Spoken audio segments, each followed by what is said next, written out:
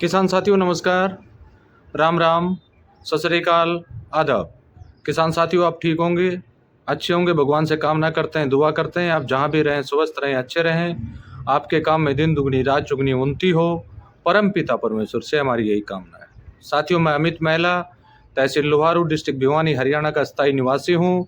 आज दिनांक 1 मार्च 2024 है। आज भी हम एक बहुत ज़रूरी विषय को लेके आप लोगों के बीच में बातचीत करेंगे। काफ़ी दिन से इस विषय पर बातचीत हो रही थी, लेकिन सभी को व्हाट्सएप पर रिप्लाई दिया जा रहा था और ये समस्या सभी की अमूमन चलती आ रही है, हमें जैसा कि सुनने में आया है। तो साथियों आज हम बात करेंगे, उससे पहले मैं आप सभी साथियों से निवेदन करना चाहूँगा कि जो भी किसान साथी नए हमारे बीच में आए हैं वो चैनल को सब्सक्राइब करें, सब्सक्राइब करके बेल आइकन घंटी को दबा के ऑल पर क्लिक करें ताकि आगे आने वाले हर वीडियो का नोटिफिकेशन आपको प्राप्त हो सके। तो साथियों आज हम बात करते हैं ऊसर जमीन, बंजर जमीन को कैसे ठीक किया जाए।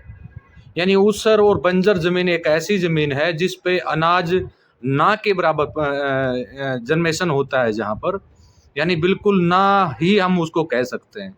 या काफ़ी ज़मीनें ऐसी होती हैं जिसके ऊपर सफ़ेद चद्दर आ जाती है।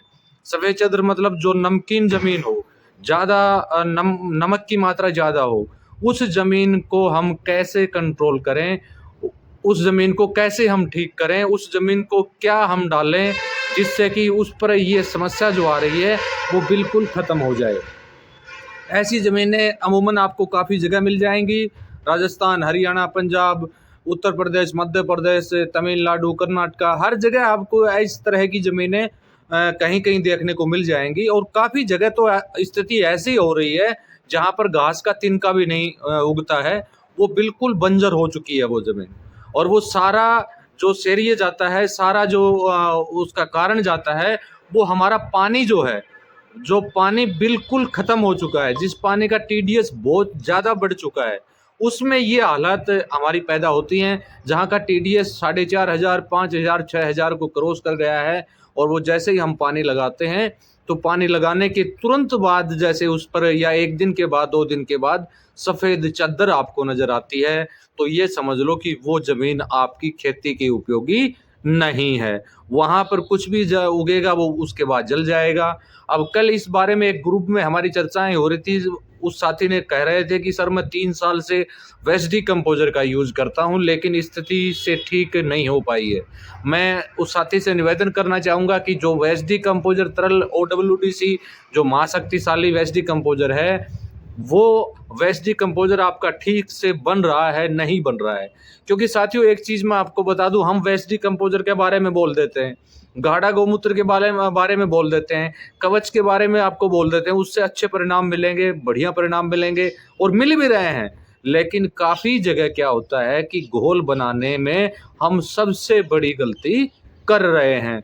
प्रॉपर तरीके से वह घोल हमारा नहीं बन रहा है, उसको खेत में हम डाल रहे हैं, कोई बेनिफिट्स उसके नहीं मिल रहे हैं। उसमें उस तरल वेस्ट डिकम्पोजर को गुनहगार ना ठहराइए, बल्कि उसमें आपको ये देखना है कि जो वेस्ट डिकम्पोजर आप यूज़ कर रहे हैं, एक तो वो वेस्ट डिकम्पोजर सही जगह से आपको मिला है या नहीं मिला है। दूसरा, उसको आपने जैसे बनाया है वो ठीक से बना है या नहीं बना है। ये काफ़ी पर्सन हमारे सामने निकल के आते हैं, उनमें आपको यही देखना है कि वो ठीक ढंग से बन रहा है, नहीं बन रहा है। उसके बारे में जो भी सीनियर्स आपके हैं, जो पहले काफ़ी दिन से कार्य इसके ऊपर कर रहे हैं, उनसे इस बारे में आपको राय अवश्य लेनी चाहिए। अब साथियों बात कर रहे थे ऊसर और जो बंजर ज़मीन है या जो नमकीन जिसके ऊपर है, सबसे पहले नमकीन की परत की हम बात कर लेते हैं। अगर नमकीन परत मिट्टी के ऊपर आपको नज़र आए तो उसमें 2 तरीके आप अपना सकते हैं। एक तो तरल वेस्ट डिकम्पोजर जितना हो सके उतना डालने का काम करें आप। 2,000, 3,000, 4,000, 5,000 जितना हो सके उतना वेस्ट डिकम्पोजर आप डालिए। और दूसरा है उसके अंदर जिप्सम का उपयोग करें। 3 से 4 कुंटल जिप्सम प्रति 1 एकड़ आप देने का काम करें। उससे कुछ समय के बाद वो ज़मीन सुधरनी स्टार्ट हो जाएगी। और जहाँ तक हो सके पानी, बरसात का पानी जो है वो स्टोरेज करने की प्रयास करेंगे, तब भी आपको अच्छा बेनिफिट मिलेगा। और चौथा जो हमारा सबसे महत्वपूर्ण कार्य है, आरओ भी आप लगवा सकते हैं। अब जहाँ ज़मीनें ज़्यादा बंजर हैं वो किसान साथी क्या कर रहे हैं, आरओ लगवा रहे हैं। तो काफ़ी जगह आरओ लगवा भी चुके हैं, उसमें कोई ज़्यादा कॉस्टली खर्चा नहीं आता है। अगर आप भी लगवाएँ तो वो लगवाने से, आरओ लगने की वजह से ये नमकीन की स्थिति जो आपके पैदा हो रही है, ये बिल्कुल ख़त्म हो जाएगी। देखिए, पानी को नीचे से हम ठीक नहीं कर सकते, पानी को ऊपर हम ठीक कर सकते हैं, उसका टीडीएस घटा सकते हैं, लेकिन बाकायदा वो जो आरओ हमारे पास होगा तब ही ये काम हम कर पाएँगे, अन्यथा नहीं हो पाएगा। हाँ, वेस्ट डिकम्पोज़र जिप्सम के कारण इतना बेनिफिट आपको मिल जाएगा, जो उस पानी का दुष्प्रभाव फसलों के ऊपर पड़ता है, उसमें बेनिफिट आपको वेस्ट डिकम्पोज़र और जिप्सम अवश्य देंगे, अगर सही ढंग से आपने घोल बनाया है, सही ढंग से आपने घोल तैयार किया है तो। अब अगली बात करते हैं बंजर और ऊसर ज़मीन। उसका सबसे आसान तरीका क्या है? वहाँ पर आप कंपोस्टिंग गोबर की खाद, जो ज़मीन बिल्कुल बंजर हो गई है, जिस ज़मीन में अनाज उत्पन्न करने की शक्ति नहीं रही है, या जिस ज़मीन में अत्यधिक मात्रा में रासायनिक पेस्टिसाइड्स का उपयोग हुआ है, या रासायनिक उर्वरक अधिक मात्रा में आपने डाले हैं, वो ज़मीन बिल्कुल ऊसर और बंजर के कंगार पर आ गई है, तो आपको सबसे पहले ध्यान देने वाली बात ये है, उसकी मिट्टी की जाँच करवाइए। जो जाँच रिपोर्ट आपके सामने आती है, वो मेरे को अवश्य आप सेंड करें, ताकि हम उचित सलाह आपको दे सकें। और ऊसर और बंजर ज़मीन को ठीक करना कोई बड़ी मुश्किल की बात नहीं है।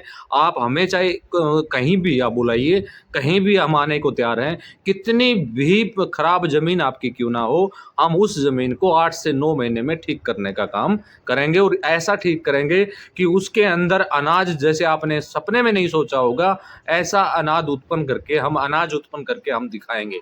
चाहे जो आपके वहाँ पर अनाज होता है, ये हमने काफ़ी जगह ये कार्य हम कर चुके हैं। अब उसमें मोटा-मोटी बात ये है कि कंपोस्टिंग खाद, गोबर की खाद खेत में आप डालो तरल वेस्ट डिकम्पोज़र से तैयार करके। दूसरा, उसके अंदर आप वेस्ट डिकम्पोज़र कंटिन्यू आप चलाइए। तीसरा, फसल के अवशेष जो भी होते हैं उनको ज़मीन में दबाइए, आग कभी मत लगाइए। साल में 1 बार हरी खाद अवश्य लगाइए। साल में 1 बार हरी खाद अवश्य लगाइए, चाहे वो ढेंचा हो, चाहे सनई हो, चाहे मूँग हो, चाहे गँवार हो, जो भी हो। और एक बार फसल चक्र को अवश्य अपनाइए। फसल चक्र को अपनाने के लिए, जैसे आपने पहले गेहूँ लगाए, अब की बार उसके अंदर जो है आप गँवार लगाइए, और जो खरीफ की फसल में है मूँग लगाइए, मोठ लगाइए, चूला जो आता है वो आप लगाइए। तो उसकी जड़ों में क्या होता है, राइज़ोबियम की गाँठें होती हैं। राइज़ोबियम का कार्य क्या करता है कि जो फिक्स पड़ा आपका जितना भी नाइट्रोजन, फास्फोरस जो फिक्स पड़ा है, उस परत को तोड़ने का काम करता है, और वो पौधे को देने में आपकी सहायता करता है।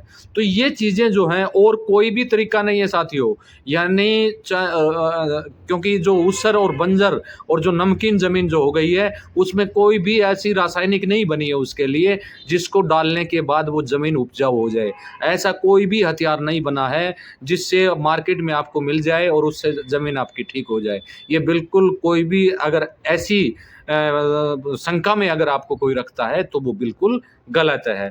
तरल वेस्ट डिकम्पोज़र एक ऐसा उत्पाद आपके पास है, जो सब कुछ बदल के रख देगा। उसके साथ-साथ गाढ़े गोमूत्र का उपयोग कीजिए, उसके साथ-साथ कवच का उपयोग कीजिए, यानी जो भी आपके पास 3 उत्पाद हालाँकि हैं आज के दिन आपके और हमारे बीच में, उन सभी का लगातार उपयोग करते जाइए, टर्न बाय उपयोग कीजिए उनका।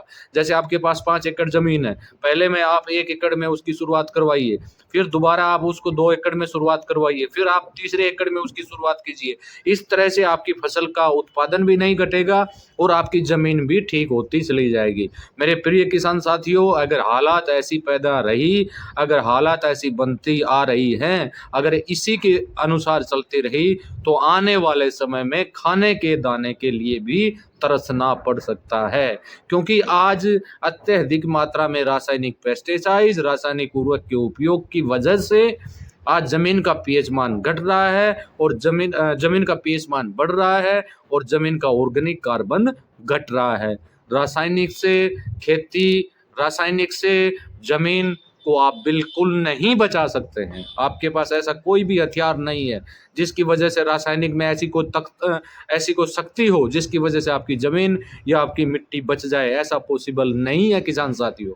और इस चीज़ को थोड़ा-सा आप ध्यान करेंगे तो कैसे से कैसी ऊसर बंजर ज़मीन क्यों ना हो, वो बिल्कुल ठीक होगी, ये मैं आपसे वादा करता हूँ। अगर आपके बस की विधा नहीं है, तो आप हमें वो ज़मीन हमें दीजिए, हम उसको ठीक करके दिखाएँगे। लेकिन कार्य आपको हमारे अनुसार करना होगा, एक बार उसमें आपको पूरी मेहनत करनी होगी, उसके बाद परिणाम आपके सामने होंगे।